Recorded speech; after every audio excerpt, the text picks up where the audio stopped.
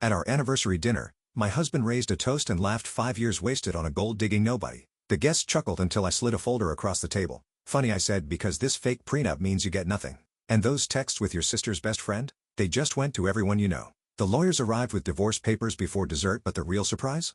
At our anniversary dinner, my husband raised a toast and laughed, 5 years wasted on a gold-digging nobody. The guests chuckled until I slid a folder across the table. Funny, I said, because this fake prenup means you get nothing. And those texts with your sister's best friend? They just went to everyone you know.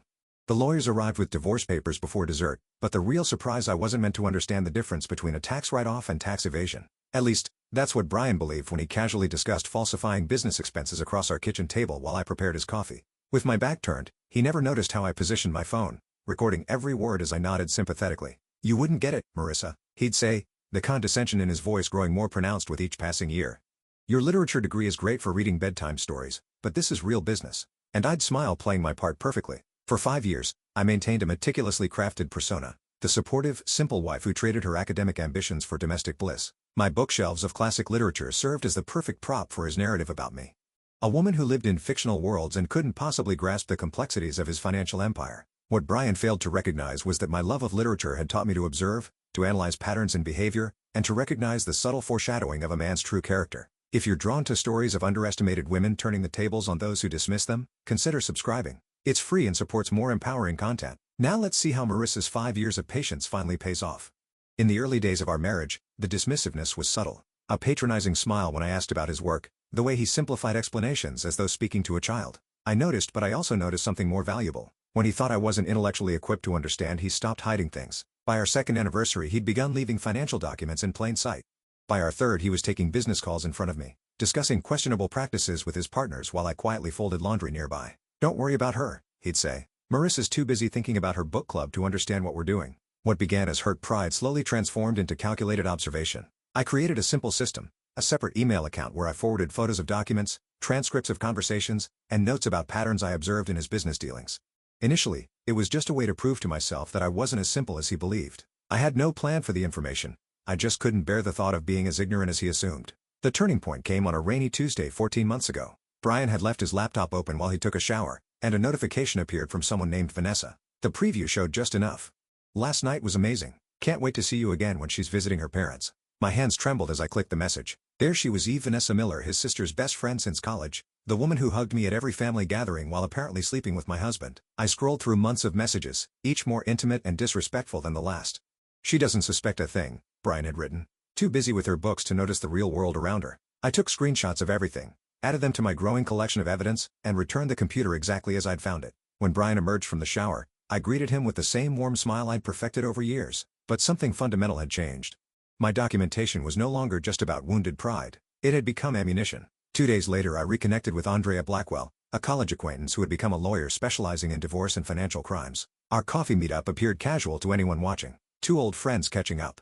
But beneath the surface, I was carefully testing the waters, asking hypothetical questions about marriages, prenuptial agreements, and financial disclosure laws. "It's for a character in a novel I'm outlining," I explained when Andrea raised an eyebrow at my specific questions about recording conversations and financial evidence gathering. She didn't believe me, I could tell, but she answered each question with professional precision. Our occasional coffee dates evolved into strategic planning sessions disguised as friendly gatherings.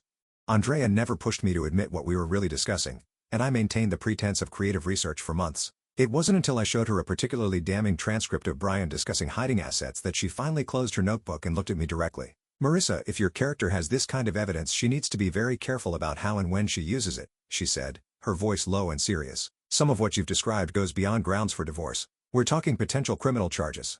That conversation shifted everything. Andrea helped me organize my evidence, explaining what would matter in divorce proceedings and what might interest federal authorities. She connected me with a forensic accountant who, under the guise of helping with research for my book, analyzed the patterns in Brian's financial documents. The most shocking discovery came when the accountant found discrepancies in our prenuptial agreement. The document I'd signed had been subtly altered after my signature was added, with clauses inserted that effectively left me with nothing in the event of a divorce. The manipulation was clever, not obvious enough to be immediately detectable, but clear once someone knew to look for it. "This isn't just unethical," Andrea had explained. "It's illegal and invalidates the entire agreement." For the next several months, I perfected my performance as the oblivious wife while secretly preparing for the moment when I would shatter the illusion completely. I purchased small undetectable recording devices. I backed up every piece of evidence in multiple locations. I learned the specific legal terms for each of Brian's financial transgressions. And I waited for the perfect moment. Our 5th anniversary dinner, the elaborate celebration Brian had insisted on hosting at Harlow's, an upscale restaurant downtown. He'd invited 40 guests, mostly his business associates and friends, with a sprinkling of my family members to maintain appearances. The invitations had gone out weeks ago, embossed with gold lettering that read, 5 years of partnership and success. As I traced the raised letters with my fingertip, I couldn't help but appreciate the irony. 5 years of partnership and success indeed. Just not the kind Brian was celebrating. Last night, I laid out my outfit for the dinner, a sophisticated navy dress that Brian had once called suitable for a faculty wife. I placed Andrea's business card in my clutch, alongside a small thumb drive containing 5 years of evidence. In the morning, I would contact the IRS's whistleblower office with a carefully prepared report. The ticking clock on our bedroom wall counted down the hours until our anniversary dinner. Tomorrow Brian would stand before our friends and family, glass raised in a toast to our marriage, and I would finally stop playing the role of the simple, tolerant wife he had forced me to become. The morning of our anniversary dawned with an unusual serenity. My hands should have trembled as I applied my makeup, but they remained steady. 5 years of practice had perfected my composure. Brian had already left for the office, promising to meet me directly at Harlow's. "I've arranged everything," he'd said, kissing my forehead like one might pat a child. "Just show up looking pretty." Harlow's gleamed under soft lighting when I arrived precisely 30 minutes early. The maitre d' recognized me immediately. "Mrs. Coleman, your husband has arranged a beautiful evening. The Magnolia Room is ready." I followed him through the main dining area to the private room Brian had reserved. Crystal chandeliers cast a warm glow over a horseshoe-shaped table adorned with white roses and silver accents. Place cards with calligraphy names marked each setting, with Brian and me positioned at the center curve. I made a slow circuit of the table memorizing the seating arrangement. His business partners clustered to his right, my family relegated to the far ends. My manila folder slid perfectly into the side table drawer near my seat. I checked my phone one last time, confirming that Andrea would arrive precisely at 9 p.m. The text messages were queued and ready to send with a single command. 5 years of calculated tolerance would end tonight. Guests began arriving at 7. Brian's parents entered first, his mother embracing me with the practiced affection of someone who had always viewed me as a sensible if uninspired choice for her son. "You look lovely, dear," she said, her eyes already scanning the room for more important people. Brian's father merely nodded, his attention fixed on the bar setup. My sister Claire arrived with her husband, immediately sensing my tension. "Are you okay?" she whispered as she hugged me. I squeezed her hand reassuringly, the only person in the room who might have detected the steel beneath my smile. Brian made his entrance at 7:30, surrounded by his 3 closest business associates, all laughing at some shared joke. He looked handsome in his tailored suit, radiating the confidence of a man who believed himself untouchable.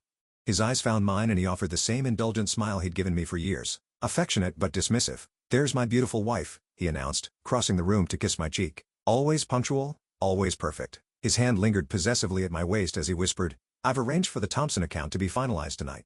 Jeffrey's here and will sign after dinner." I nodded appreciatively, knowing that the Thompson account was one of his more creative tax evasion vehicles, another piece of evidence already documented and reported. Dinner progressed with practiced elegance. Conversations flowed around me while I maintained my role, smiling at appropriate moments, asking the right questions about children and vacations.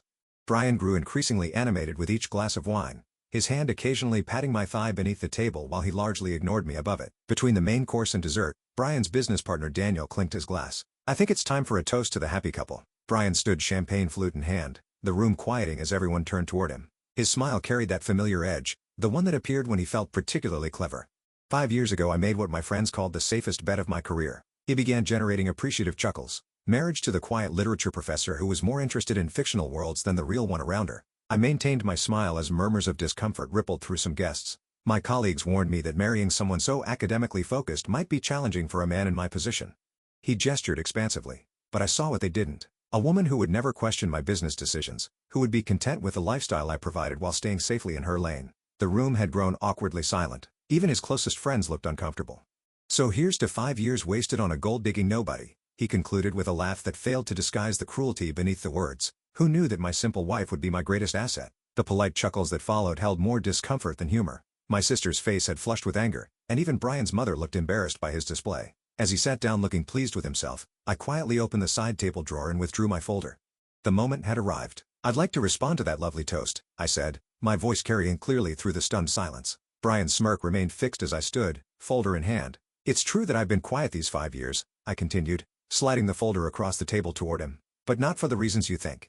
Brian's expression shifted slightly as he glanced at the folder without opening it. "What's this, honey? Anniversary gift? Perhaps save it for later." "Oh, but it can't wait," I replied.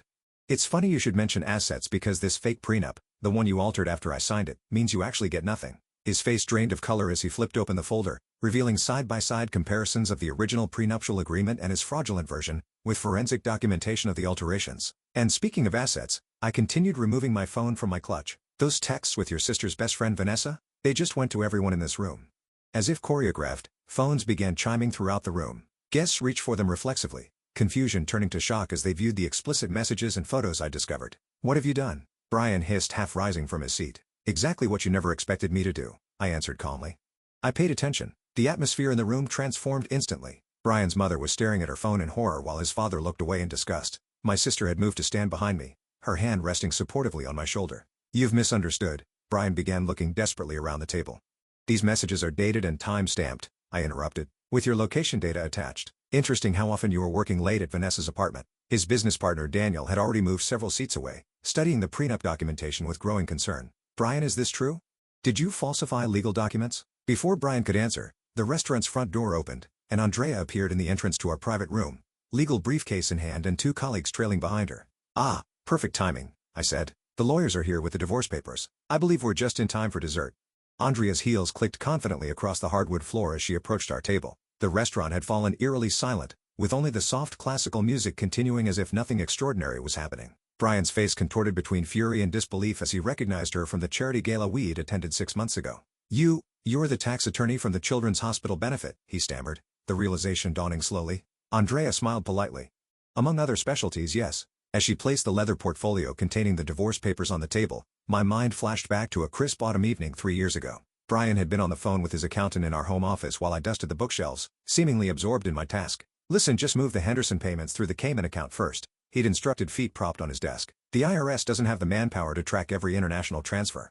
Besides, technically it's not illegal if we route it through the consulting subsidiary first." That night, I transcribed his entire conversation verbatim, my literature degree finally proving useful in ways Brian never anticipated. Years of analyzing text had trained my memory to capture dialogue with remarkable precision. I developed a system, recording what I could, then expanding the transcripts with detailed context and observations, noting his tone, his body language, the specific words he chose. "I've prepared everything according to your instructions," Andrea said, sliding the documents toward me rather than Brian.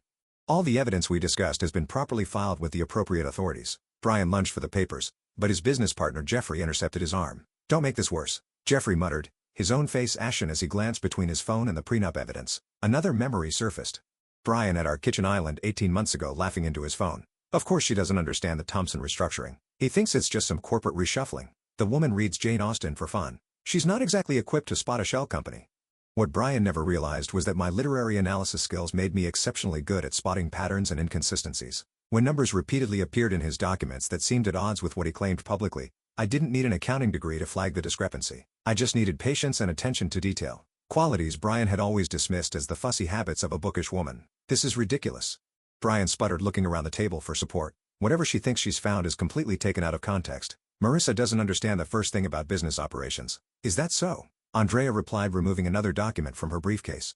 "Perhaps you could explain the context of this recorded conversation from February 12th, when you instructed your CFO to cook the books for the quarterly filing. Or this email chain where you discussed creating fake invoices for services never rendered?" The blood drained from Brian's face. "You recorded me. That's illegal." "One-party consent is perfectly legal in this state," I said softly. Something you might have known if you'd ever bothered to listen when I mentioned the research for my novel about white-collar crime. My novel had been the perfect cover. For 2 years, I'd openly discussed fictional scenarios with Brian that mirrored his actual activities, gauging his reactions and gathering information on his understanding of legal boundaries. He'd unwittingly educated me on exactly which laws he was breaking, all while believing I was crafting an imaginary story. "You were writing about me?" Brian's voice cracked with indignation. "Not initially," I admitted, "but you became such a compelling case study in financial fraud that I couldn't resist." The dessert cart appeared in the doorway, the server faltering when he sensed the tension in the room. Andrea waved him in. "Please continue," she said smoothly. "We're just concluding some business." Brian's attorney Mitchell Davis burst through the restaurant doors, breathing heavily as if he'd run from his car. "Don't sign anything," he commanded, approaching our table. "Too late for that advice," Andrea responded. "But your client might benefit from your counsel regarding the IRS investigation." "What IRS investigation?" Mitchell demanded, looking bewildered. I met Brian's eyes directly. "The one triggered by the whistleblower report I filed 3 months ago. All those evening phone calls when I said I was talking to my sister? I was building a case with the Financial Crimes Division." Brian's complexion turned gray. "You wouldn't understand enough to document your systematic tax evasion?"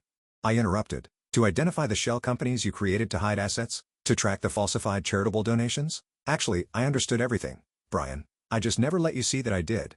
The chocolate soufflé arrived at our table, the server placing it between us with practiced elegance, oblivious to the destruction of a marriage happening around him. Jeffrey stood abruptly. I need to distance myself from this situation immediately, he announced, gathering his coat. Several other business associates followed suit, mumbling excuses and avoiding Brian's desperate gaze. You can't just leave, Brian hissed. We've worked together for years. You're involved in half of these deals. That's exactly why I'm leaving, Jeffrey replied coldly, and why you'll be hearing from my attorney tomorrow. As Brian watched his carefully constructed network disintegrate before his eyes, a strange calm settled over me. The soufflé deflated slightly in the center, much like Brian's illusion of control. You know what's ironic? I said, breaking the silence. If you had ever bothered to actually read any of the novels on my bookshelf, you might have recognized the classic narrative arc of hubris and downfall. Literature has been warning men like you for centuries. Brian's mother approached our table, her face rigid with controlled emotion. I'd like to understand exactly what's happening, she said, addressing me directly for perhaps the first time in our marriage. Your son created fraudulent financial records, evaded taxes and manipulated legal documents, I explained gently. And he's been having an affair with Vanessa for at least the past year. She nodded once, removed her pearl necklace, Brian's anniversary gift to her, and placed it on the table. I believe this belongs to your company, not to my son. Without another word, she collected her husband and departed. As the room continued to empty, Brian turned to me, his voice low and dangerous. You spent 5 years planning this? Living a lie. No, Brian. I corrected him. I spent 5 years married to a lie. Tonight, I'm finally telling the truth. Mitchell pulled Brian aside, their urgent whispers carrying just enough for me to catch fragments about damage control and preliminary injunction. The remaining guests hovered uncertainly between tables. Their anniversary celebration transformed into something unrecognizable. My sister Claire approached, sliding into the chair beside me. I always knew he was a jerk, she said quietly, but this is beyond anything I imagined. For the first time that evening, genuine emotion cracked through my carefully maintained composure. My hand trembled slightly as I reached for my water glass. I've been living with this knowledge for so long that I almost forgot how shocking it really is. Claire squeezed my hand. Why didn't you tell me? I couldn't risk anyone knowing. Brian had to believe I was exactly who he thought I was. Too simple to understand, too devoted to question. Across the room, Brian's college friend Thomas was deleting contacts from his phone, his expression grim. I'm out, Brian, he announced loud enough for everyone to hear. The Davidson contract was bad enough, but this, he gestured toward the evidence folder. This could implicate all of us. You're overreacting, Brian snapped, desperation edging into his voice. Marissa doesn't understand what she found. It's all perfectly explainable. To whom? Thomas countered. The IRS? The ACC. I have a family, man. I'm not going down for this. As Brian watched another pillar of his carefully constructed world crumble, something shifted in his expression. The shock and disbelief hardened into something darker. He straightened his tie and approached our table with renewed purpose. We need to talk, he said, his voice low and controlled. Privately. I don't think that's necessary, Andrea interjected smoothly. Anything you have to say can be directed through legal channels from this point forward. This doesn't concern you, Brian hissed, then turned to me. Marissa, think about what you're doing. 5 years together means nothing to you. You're willing to destroy everything over some misunderstanding. For a moment the familiar pattern nearly reasserted itself, his commanding tone my anticipated acquiescence. The muscle memory of submission twitched within me. Then I remembered his toast. 5 years wasted on a gold-digging nobody. There's no misunderstanding, I replied, my voice steady. And there's nothing to discuss. Brian leaned closer, lowering his voice. You think this little performance makes you powerful? I built everything we have. When this is over, you'll have nothing and no one. Something unexpected happened then. I laughed. Not the polite, accommodating laugh I'd perfected as Brian's wife, but a genuine sound of liberation. I already had nothing, Brian. He made sure of that. The difference is now I know my own worth. My straightened posture and direct gaze seemed to unnerve him more than any words could have. He'd never seen this version of me, the woman who wasn't performing deference. You'll regret this, he threatened, but the effect was diminished by the tremor in his voice. I only regret not doing it sooner. As Brian retreated to confer again with his increasingly agitated attorney, my former friend Emma approached hesitantly. She'd distanced herself from me over the years, gravitating toward Brian's more successful circle. Marissa, I had no idea, she began, her expression conflicted. The way he talked about you at dinner parties, I just assumed that I was exactly what he described. I finished for her. That was the point, Emma. I should have seen through it. I should have checked on you. Her remorse seemed genuine, but I wasn't ready to absolve her so easily. Yes, you should have, I agreed quietly. 5 years is a long time to believe the worst about someone you once called a friend. Emma flinched at my honesty. In the past I would have rushed to ease her discomfort, to smooth over the awkwardness. But that woman, the one who prioritized everyone's feelings above her own, had served her purpose. I didn't need her anymore. Across the room, Brian's remaining business associates huddled around their phones, frantically checking accounts and messages. The elegant anniversary dinner had devolved into a crisis management session, with former allies now potential liabilities to each other. My brother-in-law Mark, who had always been quiet around Brian, surprised me by bringing a fresh glass of wine to our table. Thought you might need this, he said, setting it before me. For what it's worth, I always knew you were the smartest person in any room. Brian entered. Yet you never said anything, I observed without rancor. Mark nodded, accepting the gentle rebuke. I convinced myself it wasn't my place. I was wrong. As conversations continued around us in hushed, urgent tones, Brian's phone rang. The ringtone, a specific chime he used only for his executive assistant, cut through the murmurs. He checked the screen, his face draining of color as he answered. What do you mean they're there now? His voice had lost its commanding edge, replaced by barely controlled panic. Don't let them access anything. Nothing. I'm on my way. He ended the call, looking around the room with fresh desperation. I need to go to the office. There's an emergency. What kind of emergency? His lawyer asked sharply. Federal agents are at the building with some kind of warrant, Brian admitted, his voice barely audible. The revelation rippled through the remaining guests. Two more business associates immediately made for the exit, avoiding eye contact with Brian as they fled what was quickly becoming a sinking ship. For the first time since I'd known him, Brian looked truly lost. His carefully curated image, successful businessman, community leader, devoted husband, was dissolving in real time, revealing the hollow center beneath. Did you do this? He demanded, turning to me with naked fury. Did you call them? Andrea shifted slightly, positioning herself between us. I believe I mentioned the whistleblower report earlier. Federal investigations don't happen overnight, Brian. This has been in motion for quite some time. As the implication sank in, Brian grabbed his coat and rushed toward the exit, nearly colliding with the restaurant manager who had appeared to check on the commotion. Sir, there are some men outside asking for you, the manager announced nervously. They said it's urgent. Brian froze mid-stride, trapped between the ruins of his personal life behind him and whatever awaited him beyond the restaurant doors. For a fleeting moment our eyes met across the room, and I saw something I'd never witnessed in him before. Fear. Three men in dark suits entered the private dining room, their expressions professionally neutral as they surveyed the scene. The lead agent, a silver-haired man with piercing eyes, held up his credentials. Brian Coleman? He inquired, though his gaze had already locked onto Brian's frozen figure by the exit. That's him. Someone volunteered unnecessarily. Brian's attorney stepped forward. I represent Mr. Coleman. Whatever this is about. Brian Coleman, the agent continued uninterrupted. We have a warrant for your arrest on charges of tax evasion, wire fraud, and falsification of federal documents. He produced an official document from his jacket.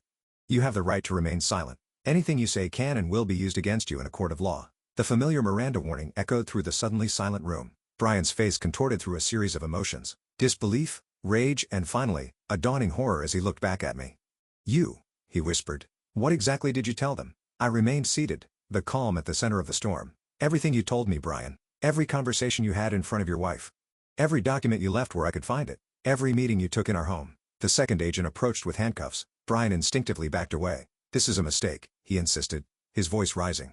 These are complex business matters. My wife couldn't possibly understand enough to actually, interrupted the lead agent. The evidence Mrs. Coleman provided was remarkably detailed and precise. In 20 years with the Financial Crimes Division, I've rarely seen documentation this thorough from seasoned professionals, let alone a civilian.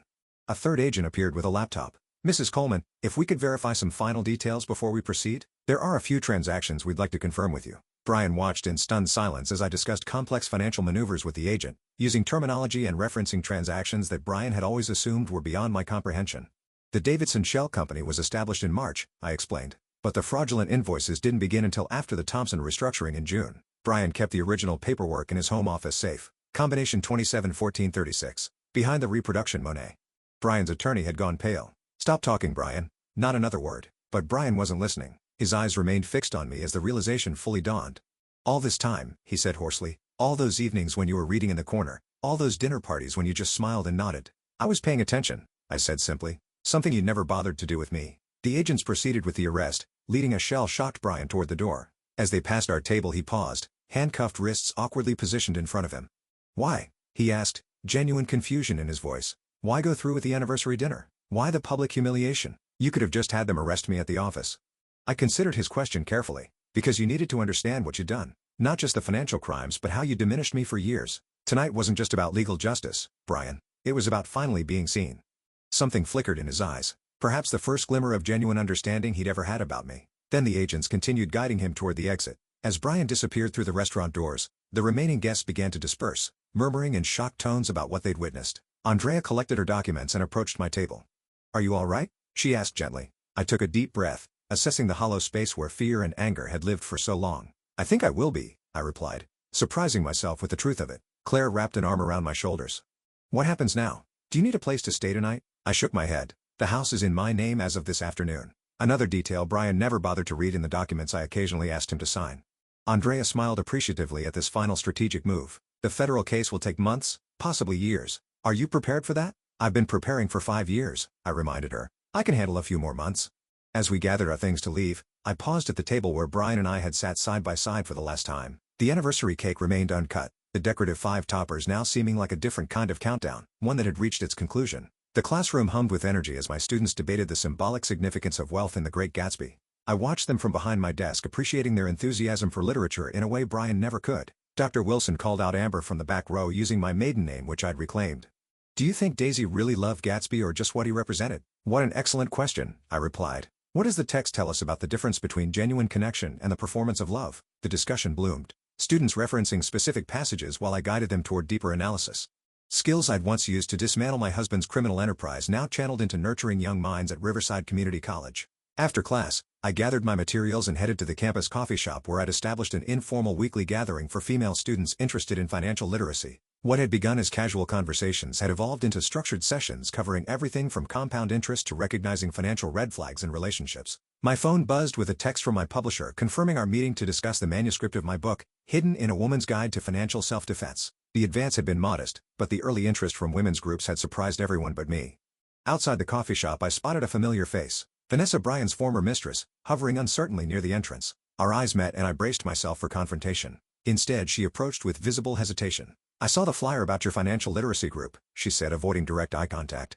I wasn't sure if I'd be welcome. The old Marissa might have turned her away or offered immediate forgiveness to avoid discomfort. Instead, I considered her request thoughtfully. "The group is open to any woman who wants to learn," I replied finally. "Everyone deserves financial independence." Vanessa nodded gratefully and followed me inside, where a dozen women of various ages already waited. As I arranged my materials, I caught a glimpse of my reflection in the window. Confident posture, direct gaze, no trace of the woman who had spent years making herself smaller to accommodate a man's ego. Brian's trial was still months away, but that was no longer the center of my story. For the first time in years, I was writing my own narrative, not as a revenge plot or a survival strategy, but as the life I'd always been capable of living. "Let's begin," I said to the waiting women, opening my notebook to a fresh page.